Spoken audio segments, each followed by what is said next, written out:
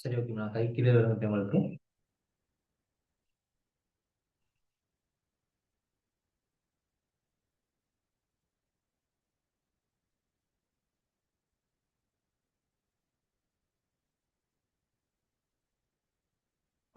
கதவு கொஞ்சம் சாப்பிட்டு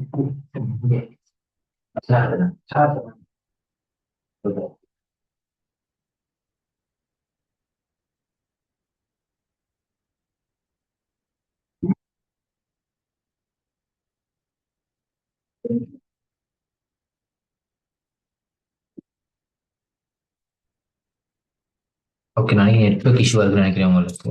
இப்போ ஓகேவா நெட்வொர்க்?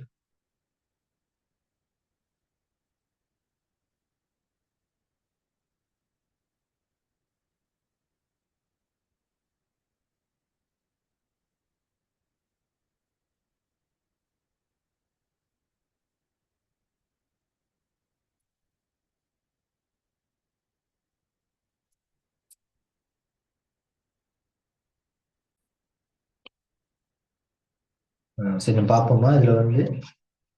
இதுல மெயினா உள்ளடக்கப்பட்ட கேள்வி பார்த்தீங்கன்னா, நிறுவனத்துல வந்து அக்ரேசப்படுகின்ற பிரிவினர்களும் அதே மாதிரி நிறுவனத்துல என்னென்ன சூழல் காரணிகளும் தாக்கத்தை ஏற்படுத்தி பார்க்க போறோம். அப்ப இதுல மொத்தம் 25 கேள்வி இருக்குது. அப்ப இந்த 25 கேள்வி பார்த்தீங்கன்னா, இலவ நீங்க செஞ்சு ப்ராக்டிஸ் பண்ணி கொண்டீங்கன்னா என்ன செய்றீங்கன்னா, ஒரு 15 பேப்பர்ல மேபி வந்தா சம்டைம் வரலாம், சம்டைம் வராமையும் போகலாம். ஏன்னா இந்த கணக்கீட்டு சூழல் அதே மாதிரி அக்ரேசப்படுகின்ற பிரிவினர்கள் பார்த்தீங்கன்னா, ஏதோ 2 3 பாஸ் பேப்பர் தான் வந்திருக்குது. வேற எந்த ஒரு பாஸ் பேப்பரையும் வரல. ஆனா ஒரு தவணை பேப்பர் என்ன செய்யலாம்னா இந்த கேள்வி வரலாம். சரியா? இப்ப நம்ம பெஸ்டா பார்ப்போம். முதலாவது கேள்வி. சோ பார்ட் ஒன்ல கேள்வி செய்யும்போது கிளியரா ஞாபகம் வச்சுக்கொள்ளணும். ஈஸியான ஒரு முறை பாத்தீங்கன்னா என்ன முறைனா, அதிகமா ஸ்கோர் எடுக்கிறது எக்கோனியை பொறுத்த வரைக்கும் உங்களுக்கு தெரியும். பார்ட் ஒன்ல 1 தொடக்கம் 30 வரையான வினாக்கள் இருக்கும். இந்த 1 தொடக்கம் 30 வரையான வினாக்கள் பாத்தீங்கன்னா நம்பர் மட்டும் தான் போடுது. அதாவது சாரி, உதாரணத்துக்கு 1ல இருந்து 5 மட்டும் ஆன்சர் இருக்கும். 1 2 3 4 5 இருக்கும். அப்ப இதுல ஏதோ ஒரு ஆன்சர் தான் விடையா இருக்கும். அப்ப இந்த ஆன்சர் நீங்க என்ன செய்யறீங்கன்னா சரியா கொடுத்துட்டீங்கன்னா, இந்த இடத்துல 5வது விடைனா 5வது நம்பர் போட்டுருவீங்க. சரியா? இது 1 தொடக்கம் 30 வரையான வினாக்கள்ல வரக்கூடியதா இருக்கும். அடுத்து பாத்தீங்கன்னா 31 தொடக்கம் 50 வரையான வினாக்கள் இருக்கும். 31 தொடக்கம் 50 வரையான வினாக்கள் இருக்கும். இந்த வினாக்கள்ல பாத்தீங்கன்னா இதுல பாத்தீங்கன்னா 4 கேள்வி வரக்கூடியதா இருக்கும். 1 2 3 4 வரக்கூடியதா இருக்கும். அது இடைவெளி நிரப்புறதுக்கு. அப்ப இதுல பாத்தீங்கன்னா ஒவ்வொன்றுக்கும் பாத்தீங்கன்னா ஒவ்வொரு புள்ளிகள் வீதம் வழங்கப்படும். ஒவ்வொரு புள்ளிகள் வீதம் வழங்கப்படும். அப்படிதான் பாத்தீங்கன்னா 2 கேள்வி கொடுப்பாங்க. ஒரு கேள்விக்கு 2 மார்க்ஸும், இன்னொரு கேள்விக்கு பாத்தீங்கன்னா 2 மார்க்ஸும். அப்ப மொத்தம் பாத்தீங்கன்னா ஒரு கேள்விக்கு 4 மார்க்ஸ் வரும். இதுல பாத்தீங்கன்னா இந்த 1 தொடக்கம் 30 வரையான வினாக்கள் நம்ம கேள்வி செய்யும் போது 1வது கேள்விக்கு விடப்பில்லைன்னா 4 மார்க்ஸும் இல்லாமல் போயிடும். உதாரணத்துக்கு 1வது கேள்வி பாத்தீங்கன்னா சரியான ஆன்சர் பாத்தீங்கன்னா 1வது தான். ஆனா நீங்க மாத்தி 5வது போட்டீங்கன்னா ஃபுல் மார்க்ஸுமே இல்லாம போயிடும். ஆனா இந்த 31 தொடக்கம் 50 வரையான வினாக்கள்ல பாத்தீங்கன்னா இதுல பாத்தீங்கன்னா ஒவ்வொன்றுக்கும் பாத்தீங்கன்னா 2 அல்லது 1 புள்ளி வீதம் வழங்கப்படும். 2 அல்லது ஒரு புள்ளி வீதம் வழங்கப்படும். அப்ப இதுல பாத்தீங்கன்னா பெஸ்ட் இதை செஞ்சீங்கன்னா இது பாத்தீங்கன்னா டைம் மிச்சப்படுத்தக்கூடியதா இருக்கும். இந்த 31 தொடக்கம் 50 வரையான வினாக்கள் பாத்தீங்கன்னா குயிக்கா விரைவாக திரும்ப எழுதிட்டு போகலாம். அது மட்டும் இல்லாம ஏன்னா பாத்தீங்கன்னா ஏதாச்சும் ஒண்ணு இல்லைன்னா அது மட்டும் தான் பிழையா இருக்கும். மீதி பேலன்ஸ் 3 மார்க்ஸ் வரும். அப்படி இல்லைன்னா 2 மார்க்ஸ் உள்ள பாத்தீங்கன்னா உதாரணத்துக்கு ஒண்ணு ஆனா ஆவணம். இதுல பாத்தீங்கன்னா ஆனா சரியும் ஆவண பிள்ளையா இருந்தாலும் பாத்தீங்கன்னா 2 மார்க்ஸ் வரக்கூடியதா இருக்கும். அப்போ 1 தொடக்கம் 30 பாத்தீங்கன்னா பிறன பிள்ளை தானே, அது எந்த ஒரு மார்க்ஸும் கிடைக்காது. ஆனா 31 தொடக்கம் 50 வரையான வினாக்கள்ல பாத்தீங்கன்னா அது 4 மார்க்ஸா இருந்தா அதுல 4 மார்க்ஸ் தான் கிடைக்கும் எல்லாத்துக்கும் பெரும்பாலும். அதுல பாத்தீங்கன்னா தொடர்ச்சியா 1 2 3 4 வரும்போது அது ஏதாச்சும் ஒன்று பிள்ளையா இருந்தா மீதி 3க்கான மார்க்ஸ் கிடைக்கும். அதே மாதிரி 2 கேள்வி ஆனா ஆவணம் 2 கேள்வி வர சந்தர்ப்பத்துல இதுல ஏதாச்சும் ஒண்ணு பிள்ளையா இருந்தா இன்னொரு கேள்வி சரியா இருக்கும். அப்ப அதுக்கு 2 மார்க்ஸ் வரக்கூடியதா காணப்படும். பெஸ்டா கேள்வி ஸ்டார்ட் பண்ணும்போது 31 தொடக்கம் 50 வரையான கேள்வி குயிக்கா செஞ்சு முடிச்சுட்டு அதுக்கு பிறகு பாத்தீங்கன்னா 1ல இருந்து 30 வரையான கேள்விக்கு வந்தீங்கன்னா ஈஸியானது நமக்கு புள்ளிகள் பெற்றுக்கொள்ளலாம். அதே மாதிரி பாத்தீங்கன்னா மார்க்ஸ் அதிகரிக்கக்கூடியதா காணப்படும். சரி, இப்ப நம்ம பார்ப்போம். இந்த கணக்கீட்டு சூழல்ல அதாவது நிறுவனத்துல பாத்தீங்கன்னா அக்கறைத்தப்படுகிற பிரிவுகள் இருக்கிறாங்க. அதே மாதிரி பாத்தீங்கன்னா நிறுவனத்துல தாக்கத்தை ஏற்படுத்தக்கூடிய சூழல் காரணிகளும் இருக்குது. அப்ப இந்த சூழல் காரணிகளும் அக்கறைத்தப்படுகின்ற பிரிவுகள் தொடர்பாக நம்ம என்ன செய்ய போறோம்னா இந்த பேப்பர் ஃபுல்லா நம்ம டிஸ்கஸ் பண்ண போறோம். இன்னைக்கு மொத்தம் 25 கேள்வி இருக்குது. அப்ப இந்த 25 கேள்வி நம்ம டிஸ்கஸ் பண்ணி முடிப்போம். சரி, அப்ப பார்ப்போம். இதுல பாத்தீங்கன்னா நீங்க ஆன்சர் போடணும். ஒன்னாவது 2 3 4 5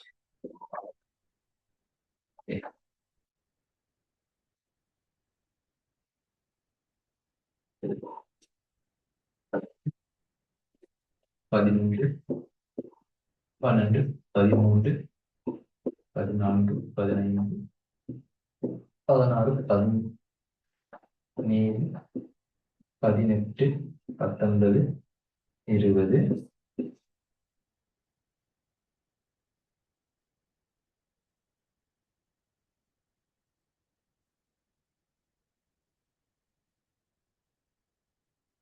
இருபத்தி ஐந்து, 23, சாரி 21 25 மட்டும் வந்திருக்கு. அப்ப சரியா டோட்டலா பாத்தீங்கன்னா 25 வினாக்கள் இருக்குது. அப்ப இதுல நம்ம பெஸ்டா எது நம்ம செய்ய போறோம், பெஸ்டா எது செய்ய போறோம்னா ஸ்ட்ரக்சர் வினாவை நம்ம செய்ய போறோம். அப்ப ஸ்ட்ரக்சர் வினாவில் பாத்தீங்கன்னா எங்க ஸ்டார்ட் பண்ணுதுன்னா 17வது இருந்து ஸ்டார்ட் பண்ண. அப்ப பெஸ்டா நம்ம என்ன செய்ய போறோம்னா 17வது கேள்வி நம்ம செய்ய போறோம். அப்ப 17வது கேள்வியில இருந்து 25வது கேள்விக்கு முடிச்சுட்டு அதுக்கு பிறகு நம்ம என்ன செய்ய போறோம்னா 1வது கேள்வியில இருந்து 16 கேள்வி மட்டும் நம்ம செய்ய போறோம். அப்ப இதுல என்ன கொடுத்திருக்காங்கன்னா சில இன்ஃபர்மேஷன் கொடுத்திருக்காங்க. 17வது கேள்வி பாருங்க. வணிகம் ஒன்றில் பின்வரும் அக்கறையுடைய கீழே தரப்பட்ட தகவலின் அதிகக்கூடிய அக்கறை உடையவர்களே குறிப்பிடலாம். அதாவது நிறுவனத்துல சில தகவல் கொடுத்திருக்காங்க. அந்த சில தகவல்ல பாத்தீங்கன்னா அதுக்கு பொருத்தமான அக்கறை செலுத்தப்படுகின்ற பிரிவுகள் வந்து குறிப்பிட சொல்றாங்க. இதுல பாத்தீங்கன்னா A, B, C, D இருக்கு. அதுல பாத்தீங்கன்னா A, B, C, Dன்னு பாத்தீங்கன்னா 4 விடை 4க்கு பாத்தீங்கன்னா ஆன்சர் பாத்தீங்கன்னா இதுக்கு A க்கு ஒரு மார்க்ஸ், B க்கு ஒரு மார்க்ஸ், C க்கு ஒரு மார்க்ஸ், அதே மாதிரி பாத்தீங்கன்னா D க்கு ஒரு மார்க்ஸ். அப்ப எல்லாத்தையும் பாத்தீங்கன்னா ஒவ்வொரு புள்ளி வீதம் வழங்கப்படும். அப்ப இதுல ஒன்னா சொல்றாங்க பாத்தீங்கன்னா ஈடுபடுத்திய மூலதனத்திற்கு லாபம் உழைத்தல். அப்ப ஈடுபடுத்தப்பட்ட மூலதனத்துக்கு லாபம் உழைத்தல் வந்து யார் வந்து அக்கறிக்கூடிய ஒரு நபராக காணப்படுவார் நிறுவனத்துல? உரிமையாளர். உரிமையாக காணப்படும். அப்ப இது என்ன சொல்லியிருக்காங்க, இந்த கேள்வியில வந்து எழுந்த சொல்லல, அதுக்கான நம்பர் போட சொல்லியிருக்காங்க. அதாவது முதலீட்டாளர், அதாவது உரிமையாளராக இருக்கலாம், முதலீட்டாளராக இருக்கலாம், அந்த எத்தனை நம்பரா இருக்குதோ அந்த நம்பர் போட சொல்றாங்க. நமக்கு தெரியும் ஒரு உரிமையாளர் நிறுவனத்தை ஆரம்பிக்கிற நோக்கத்துல அடிப்படையில் என்ன செய்வாருன்னா அது பணமா இருக்கலாம், இல்லாட்டி சொத்துக்களா இருக்கலாம், ஈடுபடுத்த போறாரு. எதுக்கு ஈடுபடுத்தாரு?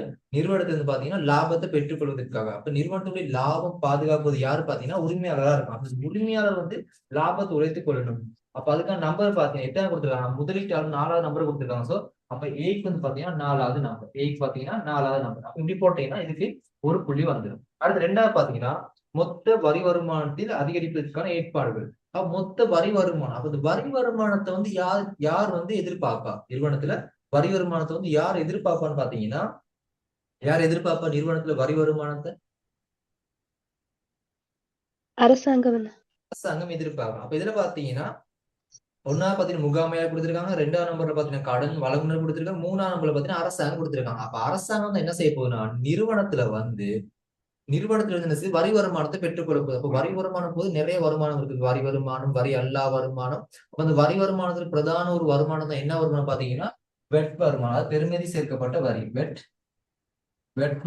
பெறுமதி சேர்க்கப்பட்ட வரி. அப்ப மிக பிரதான ஒரு வருமானம் பாத்தீங்கன்னா இந்த வெட் வருமானம் கிடைக்கும். அதாவது பொருட்கள் சேவைகள் மீது விதிக்கப்பட்டு அதன் மூலம் பாத்தீங்கன்னா ஒரு வரி வந்து பெற்றுக்கொள்ளக்கூடிய ஒரு வருமானம் தானே வரி வருமானம். அப்ப இந்த வரி வருமானத்தை யார் எதிர்பார்ப்பாங்க? அரசாங்கம் எதிர்பார்க்கும். அதுக்கான நம்பர் பாத்தீங்கன்னா பிக்கான நம்பர் பாத்தீங்கன்னா 3. அப்ப இதெல்லாம் சரியா போடுங்க. எதுக்கு பாத்தீங்கன்னா ஒரு மார்க்ஸ் வந்திருக்கும். அடுத்து பாத்தீங்கன்னா தயாரிக்கப்பட்ட திட்டங்கள் நிறைவேற்றப்படுது. தயாரிக்கப்பட்ட திட்டங்கள் பாத்தீங்கன்னா நிறைவேற்றப்படுது. அப்ப நிறுவனத்துல பாத்தீங்கன்னா சில செயற்பாடுகள் தொடர்பாக தீர்மானம் எடுப்பாங்க. அதே மாதிரி பாத்தீங்கன்னா சில முடிவுகள் வந்து எடுக்கக்கூடியதாக காணப்படும். அடுத்து சில திட்டங்கள் பத்தி நடைமுறைப்படுத்துவாங்க. ஒரு நாளைக்கு இந்த உதாரணத்துக்கு ஒரு தண்ணி பொருள் உற்பத்தி செய்ய நிறுவனங்களே, ஒரு பொருள் உற்பத்தி செய்யப்படுகிற நிறுவனம், போத்தல் தயாரிக்கப்படுகிற ஒரு நிறுவனம்.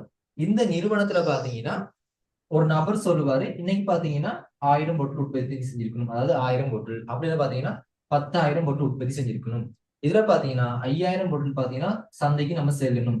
இந்த 5000 பொருட்களை பாத்தீங்கன்னா எந்தெந்த மாகாணம், எந்தெந்த பிரதேசத்துக்கு வந்து எத்தனை பொருட்களை வந்து நம்ம விநியோகம் செய்யணும் பாத்தீங்கன்னா ஒரு நபர் முடிவு எடுக்கக்கூடியதாக காணப்படும். திட்டங்களை வந்து நடைமுறைப்படுத்தக்கூடியதாக காணப்படும். அப்ப அந்த நிறுவனத்துல திட்டங்களை வந்து நடைமுறைப்படுத்தக்கூடிய ஒரு நபரா யார் காணப்படுவா? முகாமையாளர்.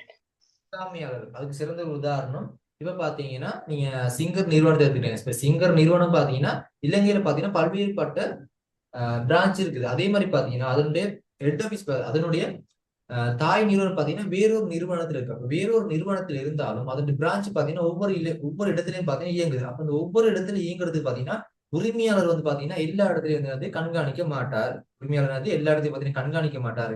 என்ன செய்ய போறாங்கன்னா அந்த நிறுவனத்துக்கு ஒரு முகாமையாளர் இருப்பாரு. அப்ப அந்த முகாமையாளர் என்ன செய்வாருன்னா அந்த நிறுவனம் தொடர்பான தீர்மானங்கள் திட்டங்கள் எல்லாத்தையும் யார் எடுப்பாருன்னா அந்த நிறுவனத்துல காணப்படும் அந்த முகாமையாளர் தான் எடுக்கக்கூடியதாக காணப்படும். அப்ப சிக்கு பாத்தீங்கன்னா என்ன ஆன்சர் பாத்தீங்கன்னா ஒன்னாவது இலக்கம். சிக்கு பாத்தீங்கன்னா ஒன்னாவது இலக்கம். ஒன்னாவது இலக்கம் போடுறீங்கன்னா 4 ஒன்னாவது இலக்கம் போடுறீங்க. அதுக்கு பாத்தீங்கன்னா ஒரு புள்ளி வழங்கப்பட்டிருக்கும். அடுத்து பாத்தீங்கன்னா கடன் கட்டுப்பாடுகளை நிறைவேற்றுவதற்கான நிறுவனத்தின் இயலுமை. கடன் கட்டுப்பாடுகளை வந்து நிறைவேற்றுவதற்கான இயலுமை. அப்போ உங்களுக்கு தெரியணும் நம்ம ஒரு கடை, அதாவது வேற ஒரு கடையை விட நம்ம ஒரு கடை போட்டிருக்கோம். அப்ப அந்த கடையில பாத்தீங்கன்னா நம்ம காசாவும் இருக்கும், காசு இல்லாத டைமும் இருக்கு நிறுவனத்துல. அப்ப ஒரு நிறுவனம் இயங்குதுன்னா தொடர்ச்சியாக வந்து நிறுவனத்திடம் காசு காணப்படும் சொல்ல முடியாது. அப்ப நிறுவனத்துல காசு இல்லாத சந்தர்ப்பத்தில் நிறுவனம் என்ன செய்யும்? கடன்களை வந்து பெற்றுக்கொள்ளக்கூடியதா இருக்கும். அப்ப கடன்கள் மூலம் என்ன செய்யக்கூடியதா இருக்கும்னா நிறுவனம் பாத்தீங்கன்னா தொடர்ச்சியா இயங்கக்கூடியதா இருக்கும். அப்ப இதுல டீல என்ன சொல்றாங்கன்னா கடன் கட்டுப்பாடுகள் வந்து நிறைவேற்றுவதற்கான இயலுமை காணப்படுதா இல்லையான்னு யாரு தெரிந்து கொள்வா? கடன் வழங்குனர். அப்ப அதுக்கு என்ன நம்பர்னு பாத்தீங்கன்னா 2வது நம்பர். உதாரணத்துக்கு உங்களோட நிறுவனம் பாத்தீங்கன்னா தொடர்ச்சியா வந்து பாத்தீங்கன்னா நட்டம் அடைஞ்சுக்கிட்டே போகுது. இப்ப நீ போய் பேங்க்ல கேட்டா, சாரி பேங்கா இருக்கலாம், முன்னாடி பாத்தீங்கன்னா லீசிங் கம்பெனியா இருக்கலாம், எந்த ஒரு கம்பெனியா இருந்தாலும் பாத்தீங்கன்னா உங்களுக்கு காசு கொடுப்பாங்களா? இன்சூரன்ஸ் கம்பெனியா இருக்கு, இதா இருந்தாலும் பாத்தீங்கன்னா காசு கொடுப்பாங்க. தொடர்ச்சியா பாத்தீங்கன்னா நட்டம் அடைஞ்சிட்டே போகுது, காசு கொடுப்பாங்களா? இல்லண்ணா. காசு கொடுக்க மாட்டாங்க. அப்படியும் காசை கொடுத்தா யார் கொடுப்பா? உங்களுடைய க்ளோஸா இருக்கிற யாரும் நபருக்கு காசா கொடுக்க போறா. ஆனா நிறுவனம் என்ன செய்ய போகுதுன்னா உன்னோட காசா நம்ம கடனா வழங்கும் போது அதை செலுத்துவதற்கான இயலுமை நம்ம நிறுவனத்திலும் காணப்படுதா? அப்படி காணப்படுது யார் தேடி பார்ப்பார்? ஒரு கடன் கொடுத்தவர் பாத்தீங்கன்னா தேடி பார்க்கக்கூடியதா இருக்கும். அது கடன் வழங்குனர் பாத்தீங்கன்னா தேடி பார்க்கக்கூடியதா காணப்படும். அப்ப இது பாத்தீங்கன்னா 1வது 4வது, அடுத்து டிக்கு பாத்தீங்கன்னா 3வது, சிக்கு பாத்தீங்கன்னா 1வது, டிக்கு பாத்தீங்கன்னா 4வது. எப்படி போடுறதுன்னா இதுக்கு 4 புள்ளி. இதுல ஏதாச்சும் ஒன்று பிள்ளையா இருந்தா கண்டிப்பா 2 பிள்ளையா இருக்கும். ஏன்னா 2 நபர் மாறிடும். அப்ப 2 நபர் மாறினாலும் 2 ஆன்சர் வந்து சரியா வரும். அப்ப இதுல பாத்தீங்கன்னா இலகுவானது புள்ளிகளை பெற்றுக் கொள்ளக்கூடியதா இருக்கும். அப்ப 17வது ஏதாச்சும் டவுட் இருக்குதா? இல்லண்ணா. 18வது பாத்தீங்கன்னா வணிகம் ஒன்றில் பின்வரும் அக்கறையுடையில் எத்தகையோ கீழ்த்தரப்பட்டுள்ள தகவலில் அக்கறையுடையவர்களா இருப்பாராம். என்ன சொல்றாங்கன்னா இதம் மேலும் மாதிரிதான் சில தகவல் கொடுத்திருக்காங்க. அந்த தகவல்ல வந்து அதுனே நபர்களையும் கொடுத்திருக்காங்க. என்னென்ன நபர் இருக்கிறாங்க அது கீழே பாத்தீங்கன்னா சில தகவல் கொடுத்திருக்காங்க. இப்ப இந்த தகவல்ல வந்து அந்த தகவலுக்கு பொருத்தமான நபர்கள் என்ன செய்யணும்னா குறிப்பிட சொல்லியிருக்காங்க. அப்ப 1வது என்ன சொல்றாங்க? ஏ என்ன சொல்றாங்க? அப்ப இதுலயும் பாத்தீங்கன்னா 18வதுலயும் ஏ, பி, சி, டின்னு பாத்தீங்கன்னா 4 தகவல்கள் காணப்படும். அப்ப இந்த 4 தகவலுக்கு பொருத்தமான நபர்கள் நம்ம என்ன செய்ய போறோம்னா எழுத போறோம். அப்ப 1ஆ பாருங்க யார் யார் கொடுத்திருக்காங்க. 1வது வந்து அரசாங்கம், 2வது பாத்தீங்கன்னா முதலீட்டாளர்கள், 3வது பாத்தீங்கன்னா கடனை வழங்குவோர், அடுத்து பாத்தீங்கன்னா 4வது பாத்தீங்கன்னா முகாமையாளர். 1ஆ பார்ப்போம். ஏ என்ன சொல்றாங்கன்னா தவணை கடன் கட்டுப்பாடுகளை வந்து நிறைவேற்றுவதற்கான இயலுமை, நிறுவனத்தோட இயலுமை. நம்ம கடன் வாங்கியிருப்பாங்க, அந்த கடனை வந்து திரும்ப செலுத்துவதற்கான ஆளுமை தகமை காணப்படுதா இல்லையான்னு யார் தேடி பார்ப்பா நிறுவனம் தொடர்பா? கடன் வழங்குனர். இதே மாதிரி தான் கேள்வி மேலும் பார்த்தோம். அப்ப கடன் வழங்குனர் தான் அதுக்கு சரியான ஆன்சரா இருக்கும். அப்ப 1வது பாத்தீங்கன்னா ஏக்கு பாத்தீங்கன்னா யார் வர போறோம்னா கடனை எழுதிருப்பீங்க. கடனை வழங்குவோர், கடனை வழங்குனர், கடனை வழங்குனர் எழுதிருப்பீங்க. 2வது பாத்தீங்கன்னா முதலீட்டு மூலதனத்தின் ஒப்பீடு பார்த்தீங்கன்னா நிறுவனத்தின் லாபத்தன்மை. முதலீட்டு மூலதனத்தினுடைய நிறுவனத்தினுடைய லாபத்தன்மை. அப்ப நிறுவனத்தினுடைய லாபத்தன்மை தொடர்பாக யார் தேடி பார்க்கக்கூடியதாக காணப்படும்? உரிமையாளர். உரிமையாளர் அல்லது முதலீட்டாளர் நம்ம சொல்லக்கூடியது. உரிமையாளர் அல்லது முதலீட்டாளர். ஏன் உரிமையாளர் தான் தன்னுடைய சொந்த பணமா இருக்கலாம், இல்லாட்டி வேறு நபர்கிட்ட கடனா வாங்கியா இருக்கலாம். அது இன்வெஸ்ட் பண்ணினது ஒரு நிறுவனத்தை ஆரம்பிக்கிறார். என்ன நோக்கத்துல ஆரம்பிக்கிறாரு? லாபத்தை பெற்றுக்கொள்ளும் என்ற நோக்கத்துல வந்து ஆரம்பிக்கிறார். லாபத்தை பெற்றுக்கொள்ளும் நோக்கத்துல ஆரம்பிக்கப்பட்டாருன்னா அந்த லாபம் தொடர்பாக யாரு நிறுவனத்துல அக்கறை செலுத்துவானா முதலீட்டாளர் தான் அது அக்கறை செலுத்தக்கூடியதா இருக்கும். பிக்கு பாதி என்ன ஆன்சர்னா முதலீட்டாளர்.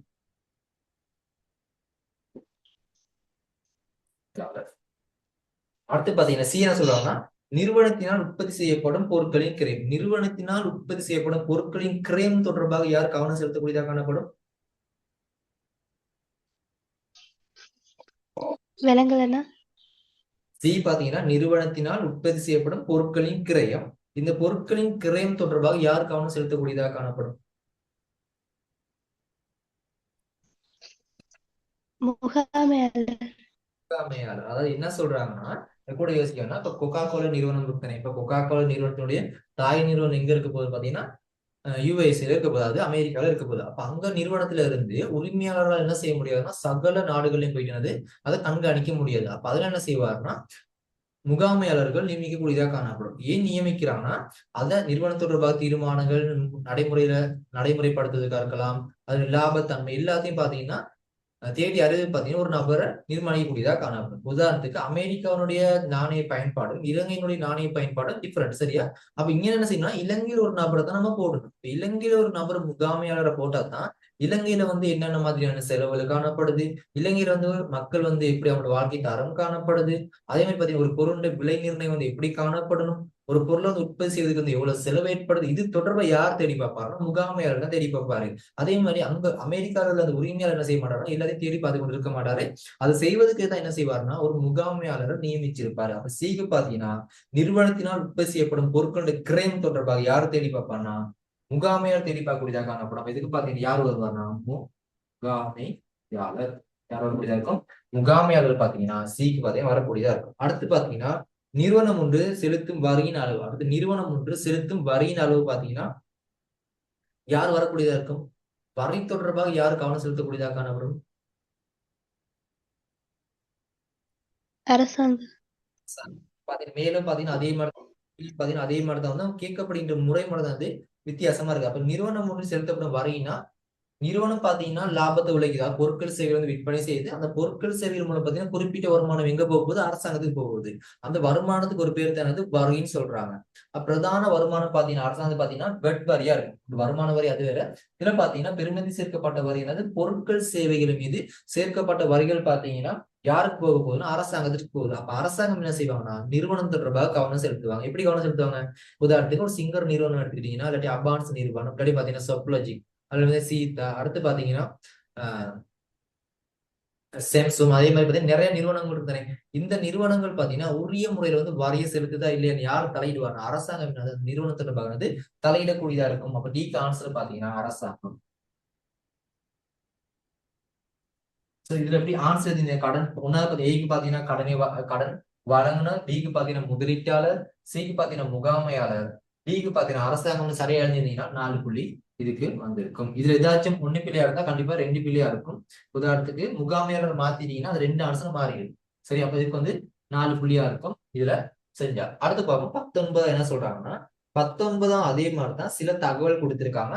அந்த தகவலுக்கு பொருத்தமான நபரை எழுத சொல்றாங்க. அதுவும் பாத்தீங்கன்னா எப்படி கொடுத்திருக்காங்க, 1 2 3 4ன்னு கொடுத்திருக்காங்க. 1 2 3 4ன்னு கொடுத்திருக்காங்க. பாப்போம் என்ன சொல்றாங்க.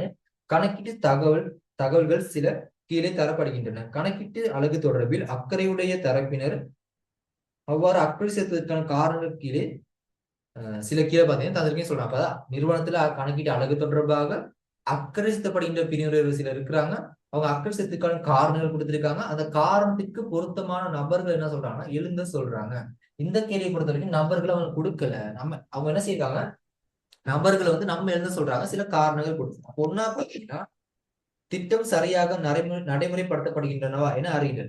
நிறுவனத்துடைய செயற்பாடுகள், நிறுவனத்துல ஒரு நபர் முடிவு எடுத்தா அதனுடைய முடிவு சரியான முறையில் நிறைவேற்றப்படுதா இல்லையா, அது தொடர்பாக யார் தீர்மானம் எடுக்கக்கூடியதாக காணப்படும்? முகாமையாளர். அப்ப நிறுவனம் ஒன்று இருக்குது, அந்த நிறுவனத்தினுடைய செயற்பாடுகள் நான் சொன்ன ஒரு முதல் உதாரணம் சொன்னேன். தண்ணீர் போட்டில் உற்பத்தி செய்யப்படுகிற ஒரு நிறுவனம், அதுல பாத்தீங்கன்னா முகாமை ஒரு முடிவு எடுப்பாரு. இன்னைக்கு பாத்தீங்கன்னா இன்றைய நாளுக்கு பாத்தீங்கன்னா 10,000 தண்ணீர் போட்டுகள் உற்பத்தி செஞ்சிருக்கணும். அந்த 10,000 தண்ணீர் போட்டுகளை பாத்தீங்கன்னா 5,000 தண்ணீர் போட்டுகள் பாத்தீங்கன்னா இன்னைக்கு சந்தைக்கு விநியோகம் செஞ்சிருக்கணும்.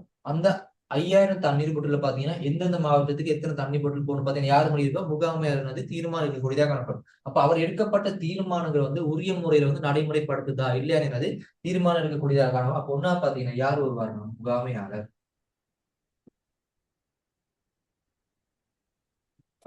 அடுத்து பார்ப்போம். 2வது என்ன சொல்லணும்னா விற்பனை உத்தரவாதத்தினை நிறைவேற்றக்கூடிய வகையின் வணிகத்தினுடைய செயற்பாடுகள். விற்பனை உத்தரவாதத்துல பாத்தீங்கன்னா இடம்பெறப்படுகின்ற செயற்பாடுகளை நிறைவேற்றுவதற்கான இயல்மை காணப்படுதா நிறுவனத்திலும் காணப்படுதா இல்லையா யார் தேடி பார்ப்பாருன்னா யார் தேடி பார்ப்பார்? உத்தரவாதம். அது நிறுவனத்துடைய பொறுப்பு வாடிக்கையாளர். அது நிறுவனத்துடைய பொறுப்பு உத்தரவாதம்னா வாடிக்கையாளருக்கு தேவையான தகவல்கள், அதே மாதிரி பாத்தீங்கன்னா உதாரணத்துக்கு நமக்கு படிக்க தெரிஞ்சா சரி, அதை படிக்க தெரிஞ்சா நம்ம இந்த தகவல் வந்து பெற்றுக்கொள்ளக்கூடியதா காணப்படும். அதே மாதிரி படிக்க தெரியாதவங்க இருப்பாங்க, கண்ணு தெரியாதவங்க இருப்பாங்க, அதே மாதிரி காது கேட்காதவங்க இருப்பாங்க. அப்ப இந்த நபர்கள் அந்த பொருட்கள் தொடர்பான தகவலை பெற்றுக்கொள்ளணும்னா அந்த உரிமையாளர் என்ன செய்யணும், அந்த நிறுவனத்துடைய உரிமையாளர் பாத்தீங்கன்னா உரிய முறையில அந்த தகவலை வந்து வழங்கக்கூடியதா இருக்கணும். இப்ப அந்த நிறுவனம் பாத்தீங்கன்னா தகவலை வழங்கக்கூடியதுக்கான இயலுமை, பொறுப்பு உத்தரவாதம் காணப்படுதா இல்லையான்னு யார் தேடி பார்ப்பாருன்னா வாடிக்கையாளர் வந்து தேடி பார்க்கக்கூடியதா காணப்படும். அது ரெண்டாவது பாத்தீங்கன்னா யார் வருவார்னா வாடி வாடிக்கை வாடிக்கையாளர். சரி, நீங்க படிச்சிருப்பீங்க, இதுல படிச்சிருப்பீங்கன்னா பிசினஸ் ஸ்டடீஸ்ல படிச்சிருப்பீங்க, நுகர்வோர் பாதுகாப்புல வந்து படிச்சிருப்பீங்க. நீங்க படிப்பீங்கன்னு நினைக்கிறேன். இப்ப நுகர்வோர் பாதுகாப்பு படிக்கிறீங்களா இல்லாட்டி படிச்சு முடிச்சிட்டீங்களா? படிச்சிருப்பீங்கன்னு நினைக்கிறேன். படிச்சு முடிச்சிருப்பீங்கன்னு நினைக்கிறேன். சரியா? அடுத்து மூணாவது என்ன சொல்றாங்கன்னா கடனின் மீதான பாதுகாப்பு தன்மையை அறிதல். கடனின் மீதான பாதுகாப்பு தன்மையை அறிதல். அதாவது கடனை வழங்கியிருக்கிறாங்க, அந்த வழங்கப்பட்ட கடனை வந்து செலுத்துவதற்கான தகமை வந்து காணப்படுதா இல்லையான்னு யார் தேடி பார்க்கக்கூடியதா காணப்படும்?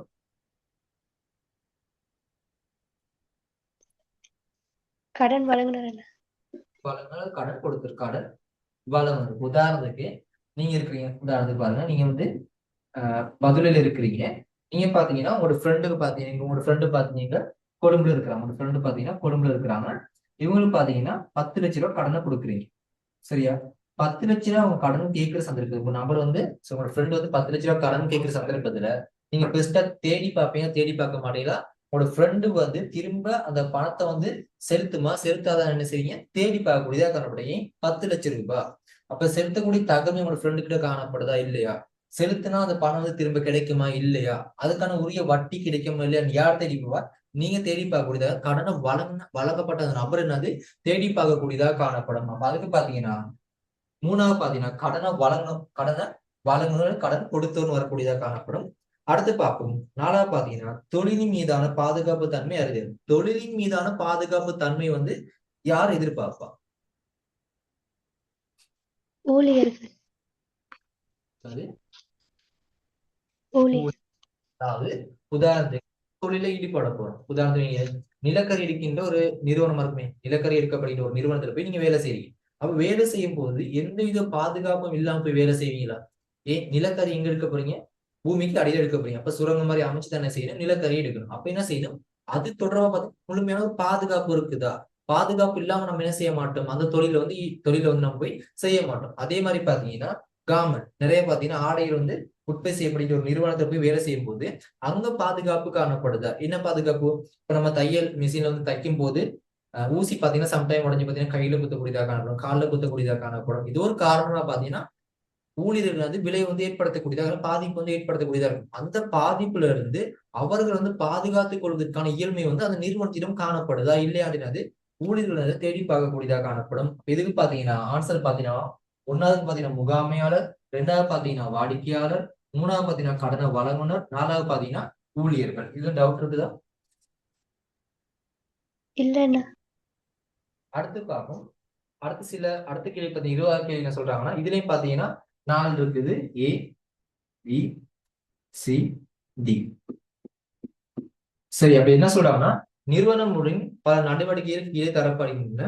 இவற்றுக்கு பொருத்தமான சூழல் காரணிகளை குறிப்பிட்டு அதற்கு சரியா நிறுவனத்துல பாத்தீங்கன்னா சில நடவடிக்கைகள் கொடுத்திருக்காங்க. நிறுவனத்துல வந்து என்ன மாதிரியான நடவடிக்கை இடம்பெற போகுது அந்த நடவடிக்கைகள் தான் கொடுத்திருக்காங்க. இந்த நடவடிக்கைகளுக்கு பொருத்தமான சூழல் காரணிகள் வந்து என்ன செய்வாங்கன்னா எழுந்து சொல்றாங்க. இது நினைக்கிறேன் இதுல உங்களுக்கு ஒரே ஒரு மார்க்ஸ் மட்டும் தான் கிடைச்சிருக்குன்னு நினைக்கிறேன். 20க்கு எத்தனை மார்க்ஸ் எடுத்திருந்தீங்க? 1 2? இது மொத்தமாவா அண்ணா? 20வது கேள்விக்கு மட்டும் நான் மார்க் திருத்தி போடுறேன். எத்தனை மார்க்ஸ் எடுத்தீங்க இதுல? அதுல நீங்க போட்டு இல்லையா 20க்கு எத்தனைன்னு சொல்லி? சரி பாப்போம். அப்ப நான் சொல்லக்கூட நீங்க ஆன்சர் இருந்தீங்கன்னா அதை பார்த்து கொள்ளுங்க. அப்ப இதுல பாருங்க, 1வது பாத்தீங்கன்னா சொல்றாங்கன்னா இதுக்கு கொடுத்திருக்க பொருளாதார சூழல் காரணிகள் பாத்தீங்கன்னா பொருளாதார சூழல், அடுத்து பாத்தீங்கன்னா தொழில் தகமையா, நுட்பம் மற்றும் தொழில்சார் சூழல். அதான் சொல்றாங்க நுட்பம் மற்றும் தொழில்சார் சூழல், அடுத்து சட்டச்சூழல், அடுத்து தொழில்நுட்ப சூழல். இதுல ரொம்ப கிளியரா இருக்கணும். நுட்பம் மற்றும் தொழில்சார் சூழல் வேற, அதே மாதிரி தொழில்நுட்ப சூழல் வேற. இது ரெண்டையும் பாத்தீங்கன்னா நிறைய பேர் வந்து கன்ஃபியூஸ் ஆயிருக்காங்க. இதுல எது சரியான ஆன்சரா வரக்கூடிய குழம்பிடுவாங்க. அப்ப பார்ப்போம். 1வது பாத்தீங்கன்னா கணனி மயப்படுத்தப்பட்ட கணக்கீட்டு மென்பொருளை பயன்படுத்தப்படுது. அப்ப கணனி மயப்படுத்தப்பட்ட கணனின்ற ஒரு பொருளை தான் பயன்படுத்த போறாங்க. அப்ப கணனி மயப்படுத்தப்பட்ட மென்பொருட்களை வந்து பயன்படுத்துறாங்களா? அப்ப ஏக்கு என்ன ஆன்சர் வந்திருக்கணும்? தொழில்நுட்ப சூழல்.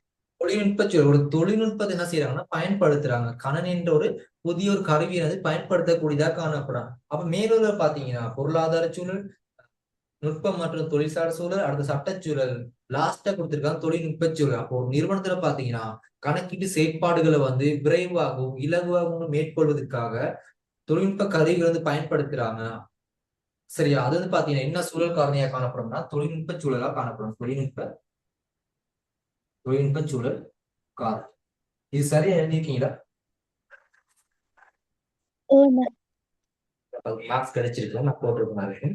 அடுத்து பாத்தீங்கன்னா பிக்கு பாத்தீங்கன்னா சந்தை விலைகளின் மாற்றங்களை கடத்தி கொண்டு சொத்துக்களை மதிப்பிடுதல். அப்ப சந்தை விலையின் மாற்றங்களை கடத்தி கொண்டு சொத்துக்களை வந்து மதிப்பிட சொல்றாங்க. சந்தை விலையில வந்து மாற்றங்களை கடத்தி கொண்டு சொத்துக்களை மதிப்பீடு செய்தல் சொல்றாங்க. சரியா? அப்ப இதுக்கு என்ன சூழல் காரணி வரலாம்? நுட்பம் மற்றும் நுட்பம் மற்றும் தொழில்சார் சூழல். பட் அது ஆன்சர் வந்து பிழையான ஆன்சர். அப்ப இது என்ன சொல்றாங்கன்னா சந்தை விலை மாற்றங்களை கருதி கொண்டு விலை மாற்றத்தை கொண்டு இந்த விலை மாற்றம் வந்து எங்க வரப்போகுது? பொருளாதாரம் மற்றும் அரசியல் சூழல்ல வரப்போகுது. பொருளாதாரம் மற்றும் அரசியல் சூழல்ல வரப்போகுது. பொருளாதாரம்னா ஒரு நாட்டினுடைய என்னென்ன செயற்பாடுகள் இடம்பெறுதோ அந்த செயற்பாடுகள் அடிப்படையாக கொண்டு நம்ம என்னது தீர்மானிக்கப்படும். அப்போ ஒரு விலை பார்த்தீங்கன்னா பொருளாதார சூழல் காரணிக்கான ஒரு மாறியா காணப்படும். பொருளாதார சூழல் காரணிக்கான ஒரு மாறியா காணப்படும். ஸோ நீங்க பார்க்க இருக்கான்ட்டு சொந்தில பாருங்க. பொருளாதார அரசியல் காரணிகள், நான் அந்த ஸ்கிரீன் ஷேர் பண்ணல பாருங்க. பொருளாதார மற்றும் அரசியல் காரணிகள்ல விலை மட்டம் எங்க வந்திருக்குது? விலை மட்டம் எந்த சூழல் காரணிகள் வந்திருக்குது? பொருளாதார மற்றும் அரசியல் சூழல் காரணிகள் வந்திருக்கு. அப்ப பொருளாதாரம் ஒரு நாட்டினுடைய செயற்பாடை பத்தி ஆய்வு செய்யும் போது இந்த விலை மட்டம் எதுக்குள்ள உள்ளடங்க போதும்? ஒரு பொருளாதாரத்துல உள்ளடங்க போகுது. அப்ப சந்தை விலையின் மாற்றங்களை அடிப்படையாக கொண்டு சந்தை விலையில மாற்றங்களை அடிப்படையாக கொண்டு சொத்துக்கள் வந்து மதிப்பீடு செய்ய போறாங்க. அப்ப சொத்துக்களுடைய பெருமதி அதிகரிச்சிருக்கா குறைஞ்சிருக்கா இது தொடர்பான ஆய்வு செய்ய போறாங்க. அது சம்டைம் பாத்தீங்கன்னா மீன் மதிப்பீடு சொல்லுவோம். அப்ப மீன் மதிப்பீடு போது மீன் மதிப்பீடு மிகையா மீன் மதிப்பீடு குறையானது இந்த விலை மட்டங்கள் அடிப்படையாக கொண்டு தீர்மானிக்கக்கூடியதாக காணப்படும். பிக்கு பாத்தீங்கன்னா ஆன்சர் பாத்தீங்கன்னா பொருளாதார சூழல். பொருளாதார சூழல். இதில் டவுட் இருக்குதான் பொருளாதார சூழல் காரணம். இல்லைண்ணா. சி பாத்தீங்கன்னா பொருத்தமான கணக்கீட்டு கொள்கைகளை தெரிவு செய்து நிதி கூற்றுகளை தயாரிக்கிறது. அப்ப நிறுவனத்துல பாத்தீங்கன்னா நிதி கூற்றுக்கள் இருக்குது. 5 நிதி கூற்றுகள் இருக்குது. வருமான கூற்று, மொத்த முட்டடக்க வருமான கூற்று, நிதி நிலைமை கூற்று, காசு பாய்ச்சல் கூற்று, உரிமை மாற்றல் கூற்று, கொள்கைகளும் குறிப்புகளும். இந்த நிதி கூற்றுக்களை வந்து தயாரிக்கும் போது பொருத்தமான கொள்கைகளை வந்து தெரிவு செய்ய சொல்றாங்க. பொருத்தமான கொள்கைகளை வந்து தெரிவு செய்து தானே கணக்கு செய்யணும்னு சொல்றாங்களாம். இத குறிப்பிடப்படுகின்ற சூழல் காரணி என்னது?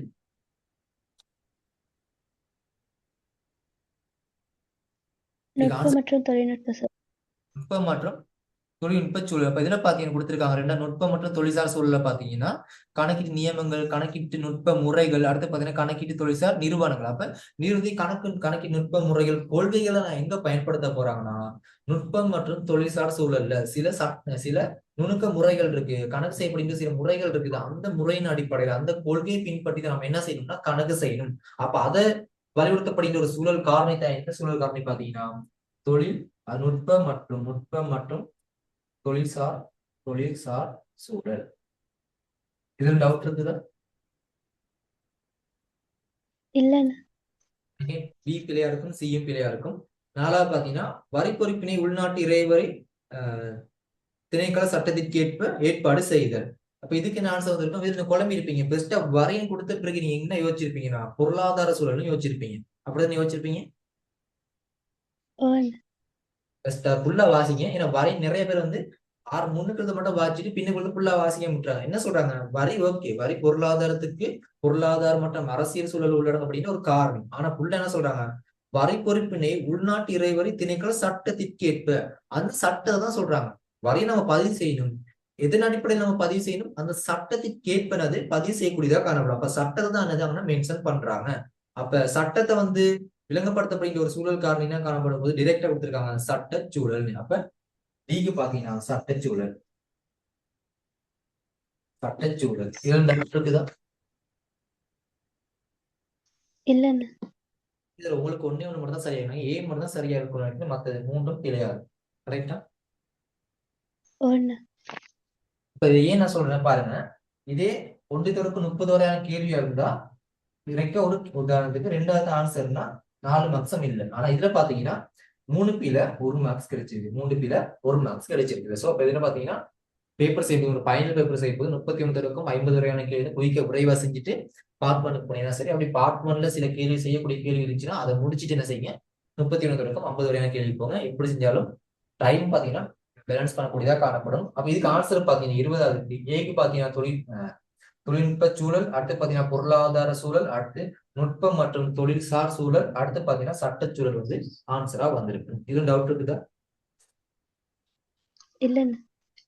பார்ப்போம்.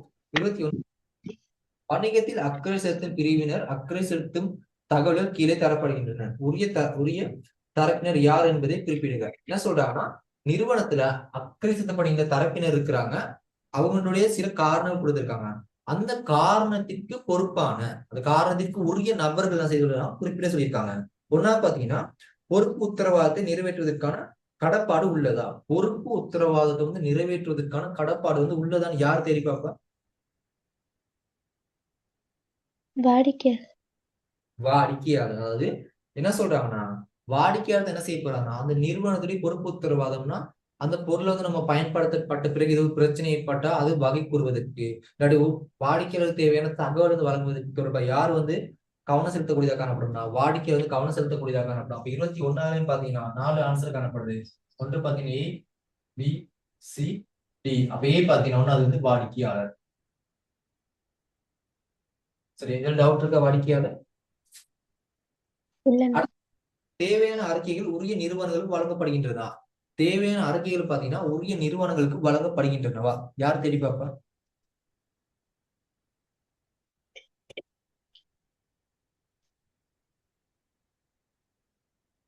முகாமையாளர். சொல்றீங்க. சோ பாப்போம் யாரு வராங்க. இதுல வந்து என்ன ஆன்சர் வரும்னா அரசாங்கம். சரி, அப்ப இதுல பாத்தீங்கன்னா தேவையான அறிக்கைகள் பாத்தீங்கன்னா உரிய நிறுவனம் வழங்கப்படுகின்றன. இப்ப தேவையான அறிக்கைகள் பாத்தீங்கன்னா அதுல பாத்தீங்கன்னா அரசாங்கம், ஏன் அரசாங்கம் தலையிட போகுதுன்னா உரிய முறையில வந்து வரைய வந்து செலுத்தப்படுறா. பாத்தீங்கன்னா நீங்க படிப்பீங்க, ஒடிட் எல்லாம் படிப்பீங்க, நீங்க யூனிவர்சிட்டியில போனீங்கன்னா சம்டைம் ஒடிட் எல்லாம் படிக்கும் போது அந்த ஒடிட் பாத்தீங்கன்னா சகல இது ஆவணங்களும் வழங்கக்கூடியதா காணப்படும். நீங்க நிறைய படம் பார்த்திருப்பீங்க, சிவாஜி படம் பார்த்திருப்பீங்க, அதே மாதிரி பாத்தீங்கன்னா பைரவ படத்தையும் சம்டைம் இருக்குன்னு நினைக்கிறேன். ஒடிட்ல வந்து பாத்தீங்கன்னா அந்த நிறுவனத்தை வந்து செக் பண்ணுவாங்க. சரியா? திருவிளையாடல் படம் தான் பாத்துருப்பீங்க, தனுஷ் படம். அதுல எல்லாம் பாத்தீங்கன்னா இந்த ஆடிட் வந்து செக் பண்ணுவாங்க, நிறுவனத்தினுடைய சகல தகவலையும் செக் பண்ணுவாங்க. அவ சகல தகவலையும் ஏன் செக் பண்றாங்க? நிறுவனத்தினுடைய பாத்தீங்கன்னா லாபம் அதாவது வருமான கூற்று, நிதி நிலைமை கூட்டு பார்த்தீங்கன்னா உரிய முறையில வந்து பின்பற்றிருக்காங்களா, உரிய முறையில செஞ்சிருக்கிறாங்களா? ஏன் அது சரியா இருந்தா தான் லாபம் சரியா இருக்கும். அப்ப அதை தொடர்பு வந்து யாரு செக் பண்ணி பார்க்கக்கூடியதா காணப்படும்னா அரசாங்கம் என்னது அதுக்கு தலையிடக்கூடியதா காணப்படும். பிக்கு பாத்தீங்கன்னா அரசாங்கம். டவுட் இருக்குது அரசாங்கம் அதுக்கான டவுட் எதுவும்? இல்லண்ணா. முகாமையாளர் பாத்தீங்கன்னா எல்லா நிறுவனத்தையும் போய் தலையிட முடியாது. நிறுவனம் பாத்தீங்கன்னா நிறுவனம் சொல்றாங்க தேவையான அறிக்கை பத்தி உரிய நிறுவனம் வழங்கப்படுகின்றன. அப்ப உரிய நிறுவனம் அதுல வந்து அரசாங்கம் தலையிடக்கூடியதாக காணப்படும் பெரும்பாலும். சரி, முகாமையாளர் பாத்தீங்கன்னா குறிப்பிட்ட ஒரு குறுகிய வட்டத்துக்குள்ள தலையிடக்கூடியதாக காணப்படும். அடுத்து பாத்தீங்கன்னா வழங்கப்பட்ட நீண்டகால கடனை மீள செலுத்துவதற்கான இயலுமை. வழங்கப்பட்ட கடன் வந்து மீள செலுத்துவதற்கான இயலுமை நம்ம 2வது தரக்கம் பார்த்துட்டோம். இது 3வது தரக்கம். இதுக்கு யார் வரக்கூடியதாக காணப்படும்? கடன் வழங்குனர். கடன் வழங்குனர். என்ன பாத்தீங்கன்னா கடன் வழங்க சிக்கு பாத்தீங்கன்னா கடன் வழங்குனர்.